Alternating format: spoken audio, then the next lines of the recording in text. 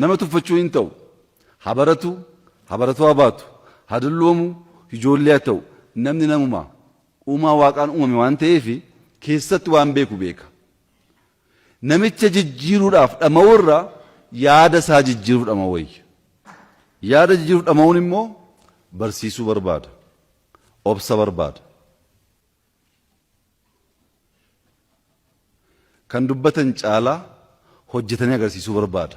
Maaliif qalbiin namaa adeemsa keessatti kan dhagahu caalaa ilaalaa gaafa deemu jijjiiramuu waan danda'uuf. Qalbii namaa jijjiiruun akka nama jijjiiruun immoo salphaa miti. Yaada isaa hootee yoo har'as nan kaasaaf, boris nan kaasaaf, iftaanis nan kaasaaf dhumarratti guyyaa tokko jijjiiramee dhufuu danda'een abdiidhaan eeggadha.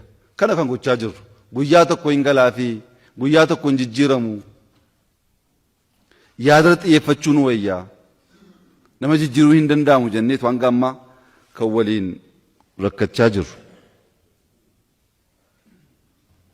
Yaada namaa jijjiiruu yeroo fudhata, misooma yeroo fudhata, dhamaatii kana keessatti amma danda'amaa ta'etti waan qabatamaa seenaaf ta'uu danda'u ijoolleen keenya kan itti bonan goonee darbuuf immoo yaalii ni goona.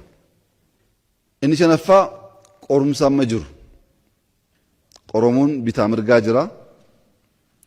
Akkamitti darbuu dandeenya?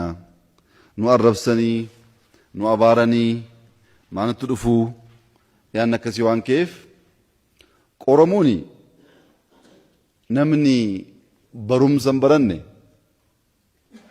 waggaa guutuu mana barumsaa deddeebi'ee kutaa keessa taa'ee barumsa hin baranne gaafa dhuma manaa waamnee qorannaa har'a waan ta'eef taa'ii hin jennuun isa barate adda baasnee mallattoo eenyummaa gaafannee barachuu isaa mirkaneeffannee qoranna.